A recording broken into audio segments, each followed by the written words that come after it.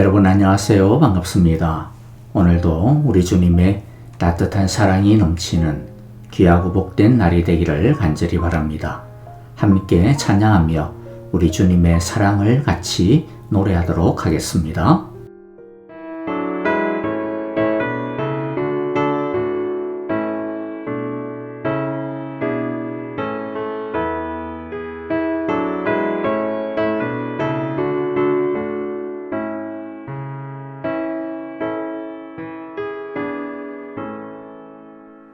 내 갈 길 멀고 마음 깊은데 빛 되신 주 저 번영집을 향해 가는 길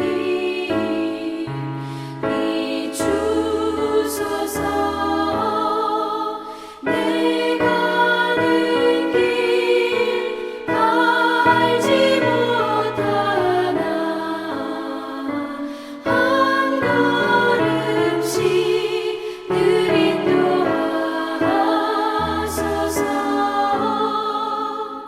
이전에 방탕하게 지낼 때에 교만하여 맘대로 고집하던 이 죄인 사하소서. 내 지은 죄 다 기억하시고 주 뜻대로 늘 주장하소서.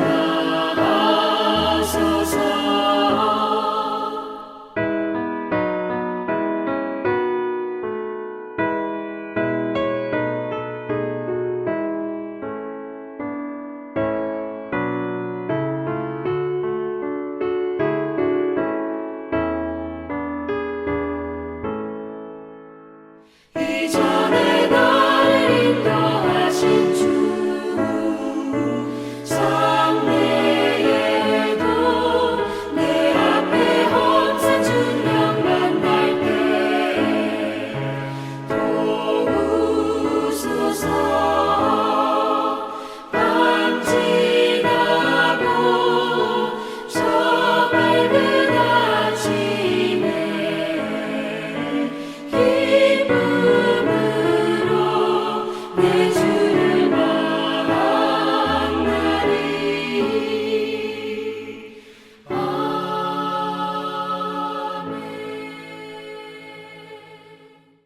이제 다시 우리 함께 사도행전을 같이 말씀을 통하여서 살펴보도록 하겠습니다. 사도행전 중에서도 사도 바울의 1차, 2차, 3차 전도여행, 이 부분을 이제 우리들이 중점적으로 살펴보게 될 터인데요. 그래서 안디옥 교회의 출범부터 우리가 다시 살펴보도록 하겠습니다. 우리 함께 이제 하나님의 말씀 사도행전 11장 19절부터 30절의 말씀입니다. 함께 한 절씩 읽도록 하겠습니다. 스데반에게 가해진 박해 때문에 흩어진 사람들이 페니케아와 기프로스와 안디옥까지 가서 유대 사람들에게만 말씀을 전하였다. 그런데 그들 가운데는 기프로스 사람과 구레네 사람 몇이 있었는데 그들은 안디옥에 이르러서 그리스 사람들에게도 말을 하여 주 예수를 전하였다. 주님의 손이 그들과 함께 하시니 수많은 사람이 믿고 주님께로 돌아왔다. 예루살렘 교회가 이 소식을 듣고서 바나바를 안디옥으로 보냈다. 바나바가 가서 하나님의 은혜가 내린 것을 보고 기뻐하였고 모든 사람에게 굳센 마음으로 주님을 의지하라고 권하였다. 바나바는 착한 사람이요 성령과 믿음이 충만한 사람이었다. 그래서 많은 사람이 주님께로 나아왔다. 바나바는 사울을 찾으려고 다소로 가서 그를 만나 안디옥으로 데려왔다. 두 사람은 1년 동안 줄곧 거기에 머물면서 교회에서 모임을 가지고 많은 사람을 가르쳤다. 제자들은 안디옥에서 처음으로 그리스도인이라고 불리었다. 그 무렵에 예언자 맷이 예루살렘에서 안디옥에 내려왔다. 그 가운데 아가보라는 사람이 성령의 감동을 받아서 일어나 온 세계에 큰 기근이 될 것이라고 예언하였다. 바로 그 기근이 글라우디오 황제 때에 들었다. 그래서 제자들은 각각 자기 형편에 따라 몫을 정하여 유대에 사는 신도들에게 구제금을 보내기로 결정하였다. 그들은 그대로 실행해서 바나바와 사울 편에 그것을 장로들에게 보냈다. 아멘. 오늘의 말씀은 교회 역사 중에서도 가장 중요한 발걸음 중 하나에 해당됩니다. 그것은 이방 지역에서 이방인들로 구성이 된 최초의 이방인 교회가 탄생하는 순간이기 때문입니다. 비록 고넬료와 같이 이방인에게도 복음이 전해지는 장면이 나오기는 했습니다마는 그것은 어디까지나 한 개인 또는 한 가정 정도의 수준이었죠. 그러나 오늘의 이야기는 드디어 교회라고 하는 것이 세워지는 순간입니다. 그런데 어쩌면 안디옥 교회보다도 더 먼저 이방인 교회가 어떤 교회가 세워졌을 수도 있습니다. 다만 사도행전에 안디옥 교회가 처음으로 소개되어지기 때문에 우리는 안디옥 교회를 이방인 최초의 교회라고 간주할 따름입니다. 어쨌든 안디옥 교회는 이방인 지역에 이방인이 주축이 된 최초의 이방인 교회의 탄생이라고 하는 역사적인 가치를 지닌다라고 정리할 수 있겠습니다. 이제 우리 함께 오늘의 본문의 말씀을 통해서 한 3가지 정도 은혜를 나누어 보고자 합니다. 첫째, 이름 없는 평신도들에 의해 세워지는 이방인 최초의 교회 안디옥입니다. 스데반 집사의 순교로 흩어진 성도들은 멈추지 않고 복음을 전합니다. 흩어진 성도들은 자신들의 고향을 가는 길에도 복음을 전하고 고향에 가서도 복음을 전합니다. 이들은 처음에는 같은 유대인에게만 복음을 전했습니다. 그런데 이들 중에서 기프로스 사람과 구레네 사람 몇 명이 있어 안디옥에 가서 복음을 전했는데 이들은 유대인이 아니라 그리스 사람들에게도 복음을 전하게 됩니다. 아마 처음에는 긴가민가 하는 마음도 없지 않아 있을는지도 모릅니다. 그런데 하나님께서 이들의 전도에 축복해 주셨습니다. 21절입니다. 주님의 손이 그들과 함께 하시니 수많은 사람이 믿고 주님께로 돌아왔다. 주님의 손이 함께 하셨다라고 하는 것은 고넬료 집안에 성령께서 부어주신 것과 같은 성령의 부어주심이 임하였다라는 것입니다. 이로 인하여 안디옥의 이방인 교회가 처음으로 세워지게 되었습니다. 이들은 당시에 전혀 몰랐겠지만 이것은 교회 역사에 있어서 엄청난 전환점이 되는 사건이었습니다. 이후 안디옥 교회는 이방인 선교의 전초 기지이자 가장 중요한 베이스 캠프의 역할을 감당하게 됩니다. 그리하여 안디옥 교회는 교회의 어머니라고 하는 영광스러운 칭호를 받게 됩니다. 그런데 우리가 여기서 주목해야 하는 것이 있는데 그것은 이 안디옥 교회를 세운 사람들입니다. 그들의 이름이 무엇입니까? 알려지지 않았습니다. 그런데 성령님은 왜 이들의 이름을 기록하지 않았을까요? 사도 바울이 담임했던 교회이기 때문에 사도 바울은 분명히 이들의 이름을 알았을 것이고 바울의 주치의였던 누가도 당연히 이들의 이름을 알았을 것입니다. 그런데 왜 성령님은 사도행전을 기록할 때 이들의 이름을 굳이 기록하지 않도록 감동하신 것일까요? 이름 없이 삐 없이의 정신을 교회에게 전수하기 위함이 아닐까 싶습니다. 그리고 이름이 드러나는 사람들만 소중한 것이 아니라 이름이 기록되지 아니하고 묻혀 지나가는 교회의 수많은 반딧불과 같은 무리들도 동일하게 소중하다라는 것을 우리에게 가르쳐 주시고자 하심입니다. 뿐만 아니라 사람들은 그 이름을 더 이상 기억하지 못한다 하더라도 그러나 주님은 그 이름을 영원히 잊지 않으시고 기억하신다라고 하는 것이죠. 그리고 최초의 이방인 교회를 세운 사람들이 어떤 사람들입니까? 그들은 사도입니까? 아닙니다. 요즘 흔히 사용하는 용어를 따지자면 이들은 이름이 알려지지 않은 무명의 평신도들입니다. 아니 그렇게 중요한 위치와 의미를 가지는 교회의 설립인데 하나님이 일부라도 유명한 사도들을 보내어서 전도하고 개척할 수도 있지 않겠습니까? 앞에서 보면 사마리아 교회를 개척할 때는 빌립을 복음 전도자로 보내시고 고넬료를 전도하실 때는 베드로에게 환상을 보여주시기까지 하면서 보내시는 작전을 펼치셨습니다. 그런데 이방인의 첫 번째 교회라고 하는 이 중차대한 일을 갖다가 하는 데 있어서 이게 소중하지 않기 때문에 이름 없는 사람들을 보낸 것은 아닐 거예요. 얼마든지 유명한 사도들을 보내서 교회를 세우실 수도 있었을 겁니다. 하지만 성령님은 아주 평범한 평신도를 사용하셨습니다. 왜일까요? 먼저는 교회는 유명한 사람의 것이 아니라는 것을 우리에게 가르쳐 주시고자 하심이 아닐까 싶습니다. 우리 성도들 한 사람 한 사람 누구나가 사실 교회의 주인공이다라고 하는 것을 우리에게 가르쳐 주시고자 하시는 것이죠. 그리고 또 중요한 것은 교회의 주인은 사람이 아니라 주님이시라는 것을 가르쳐 주시기 위함입니다. 사람에 의해 전파되고 분명히 사람이 세우는 역할을 하지만은 그러나 교회를 진짜 세우는 분은 누구다? 주님이시다. 성령님이시다 라고 하는 것이죠. 그래서 우리가 살펴본 것처럼 21절 굉장히 중요한 말씀입니다. 같이 한번 읽어볼까요? 주님의 손이 그들과 함께 하시니 주님의 손이 그들과 함께 하시니 주님의 손이 그들과 함께 하시니 수많은 사람이 믿고 주님께로 돌아왔다. 그러므로 우리는 오늘 이 첫 번째 두 가지를 마음에 알고 새겨야 되겠습니다. 하나는 이름 없이 빛 없이 주님이 우리의 이름을 다 아신다. 또 하나는 우리 모두가 소중하다. 주님이 교회의 주인공이시다라는 것이죠. 자, 두 번째 오늘 우리가 함께 은혜를 나누고자 싶은 것은 빛나는 크리스티아노스들, 작은 예수들입니다. 안디옥에 이방인들로 교회가 세워졌다라고 하는 소식이 예루살렘 교회에 전해지자 예루살렘 교회는 바나바를 안디옥으로 파송합니다. 먼저 현재의 상황을 파악하고자 함이 목적이었을 것이고 그 다음에는 새로 세워진 이 교회를 목회적으로 돕기 위함이었습니다. 바나바는 이미 예루살렘 교회에서 상당히 존경받는 영향력이 아주 뛰어난 리더였습니다. 특히 바나바는 키프로스 출신입니다. 그러니까 그리스 배경을 가진 리더였습니다. 그랬기 때문에 그리스 배경을 가진 안디옥 교회를 섬기는 데 있어서 바나바처럼 안성맞춤의 목회자는 없었던 거죠. 그러므로 예루살렘 교회는 안디옥 교회의 이러한 특성을 세심하게 고려해서 특별히 바나바를 파송했던 겁니다.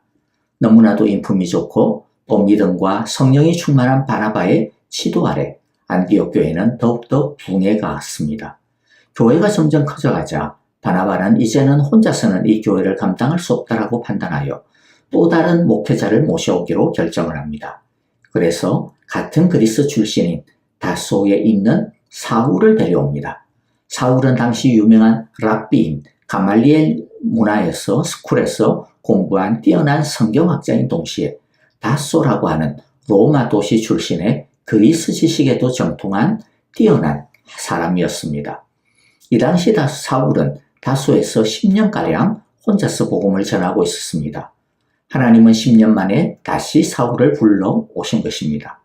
바나바와 사울은 뛰어난 케미를 보여주면서 안디옥 교회를 더욱더 내외적으로 견고하게 다져갔습니다.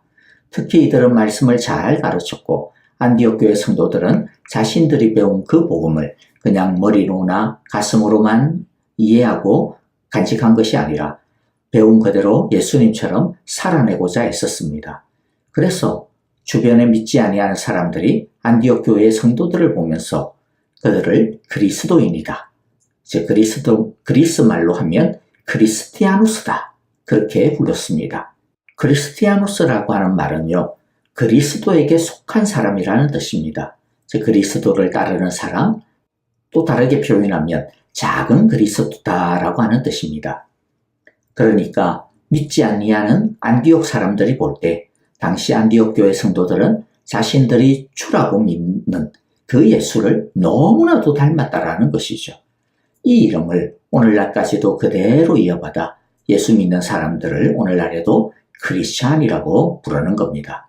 그러니까 크리스찬이라고 하는 이 말은 얼마나 자랑스럽고 뿌듯한 말인지 모릅니다.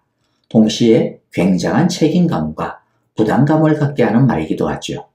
여러분, 우리가 우리에게 던져야 되는 질문은 이겁니다. 우리는 진짜 크리스찬인가? 크리스찬다운가? 라고 하는 것이죠.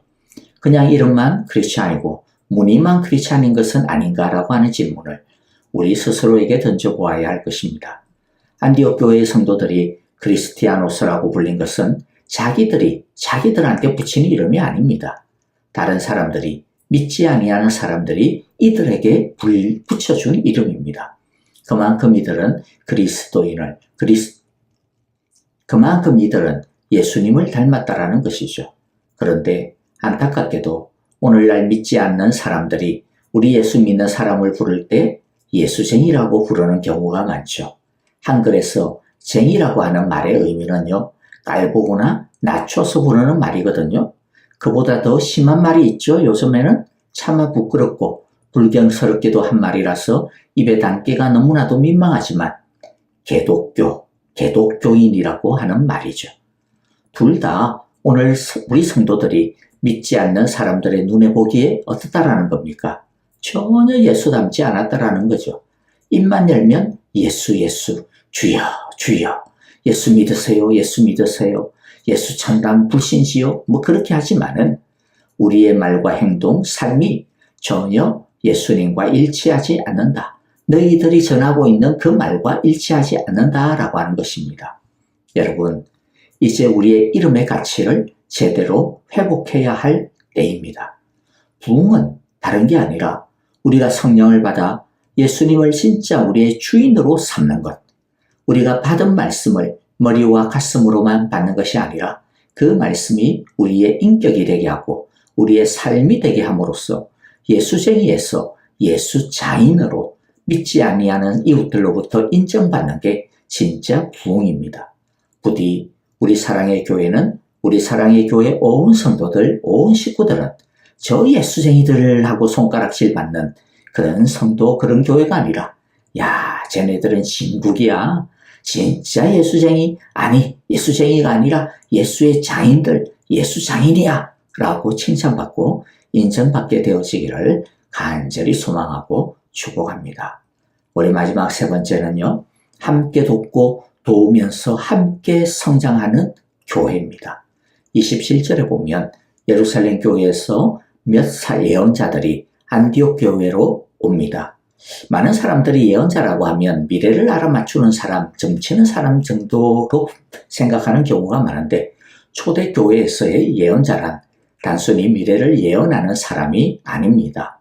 물론 성령님께서 특별히 그런 은사를 주는 경우도 있습니다만은, 그러나 예언자라고 할 때 이 예자라고 하는 것은요, 미리 예자가 아니라 앞에서의 예자입니다. 그러니까 앞날을 예비하는 사람의 예언이 아니라 사람들 앞에서 말하는 사람, 가르친다라고 할 때에 사람들 앞에서 가르치는 의미로서 예언이라고 하는 뜻이죠. 그러니까 하나님의 말씀을 가르치는 직분을 받은 사람들, 오늘날로 따지자면 성경교사, 목사라고도 할 수 있습니다. 예루살렘 교회는 바나바와 사울뿐만 아니라 더 많은 성경교사들을 보내어서 안디옥 교회가 또 영적으로 건강하게 잘 자랄 수 있도록 지속적으로 관심을 가지고 도왔다라는 겁니다. 그리고 반면에 안디옥 교회도 예루살렘 교회를 돕습니다. 당시에 예루살렘에 큰 기근이 들었습니다. 그래서 경제적으로 매우 큰 어려움에 처하자 안디옥 교회는 십시일반 각각 자기 형편에 따라 몫을 정하여 예루살렘 교회에 사는 또 유대에 사는 성도들에게 구제금을 보내기로 합니다. 그리고 특별히 자신들의 담임 목회자인 바나바와 바울을 예루살렘 교회의 대표자로 보내어 그동안의 일을 감사하고 또 기근의 어려움에 처한 예루살렘 성도들을 위로하고자 합니다. 이처럼 예루살렘 교회와 안디옥 교회는 서로가 서로의 부족한 부분을 채워주면서 자신들의 힘을 다 쏟았던 것이죠. 초대교회는 이렇게 서로의 짐을 나누어지며 하나님 나라의 확장을 위하여 함께 성장해 갔던 것입니다. 우리는 결코 혼자서 성장할 수 없습니다. 우리는 함께 함으로써 성장할 수 있습니다. 바라기는 우리도 예루살렘 교회와 안디옥 교회의 본을 받아 서로의 짐을 나누어 주기를 원합니다. 서로의 짐을 나누어 주며 또 서로를 성장시켜 주기 위해 힘쓰는 우리가 되어지기를 원합니다.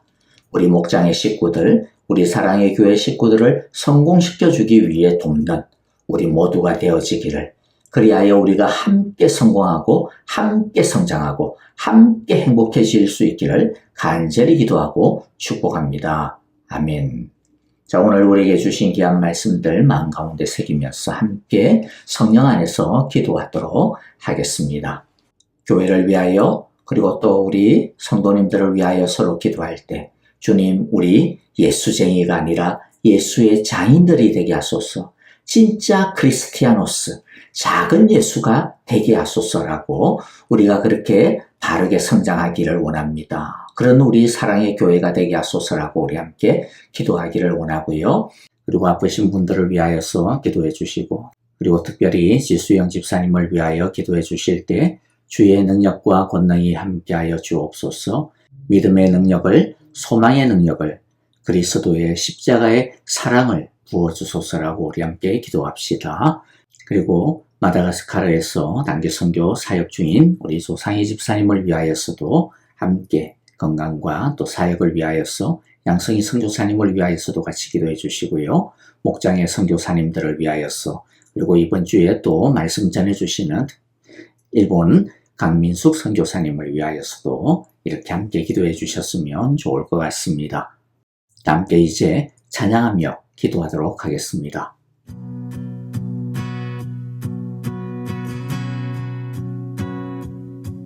내가 소망하는 아버지 나라, 주님 오시는 그날 완성되리.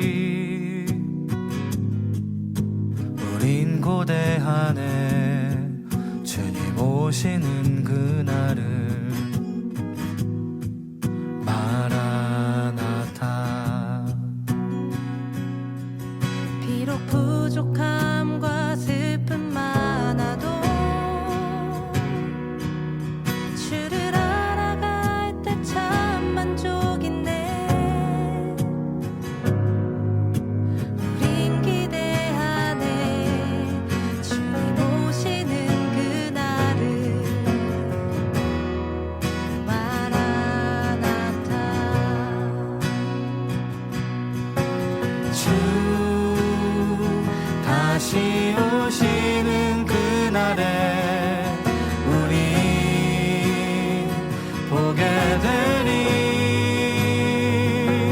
모든 나라와 모든 열방이 주께 경배하는 그날을. 주님의 뜻이 하늘에 이루어지듯 이 땅에 이루어지는 그날. 모든 아픔, 모든 눈물 모두 씻겨지리. 부활의 영광 이 땅에 이루어질 때 새 노래로 찬양하리라. 주를 향한, 주를 위한 승리의 노래를 선포하리.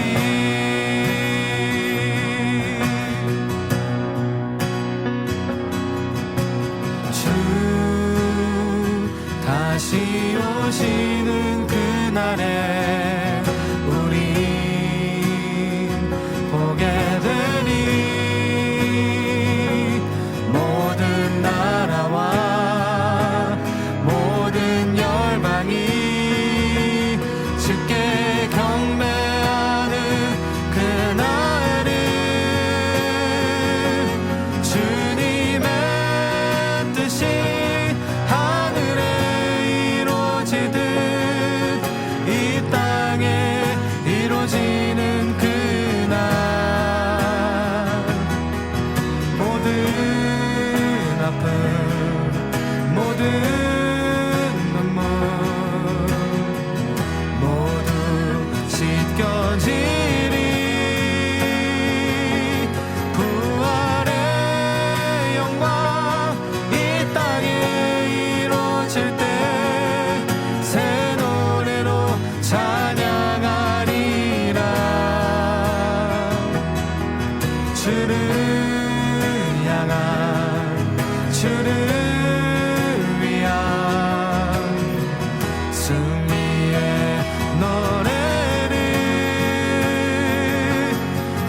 주님의 뜻이 하늘에 이루어지듯 이 땅에 이루어지는 그날 모든 아픔 모든 눈물 모두 씻겨지리 부활의 영광 이 땅에 이루어질 때 새 노래로 찬양하리라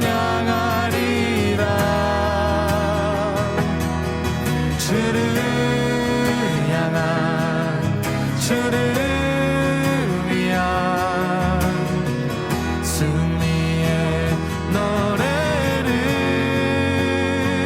선포하리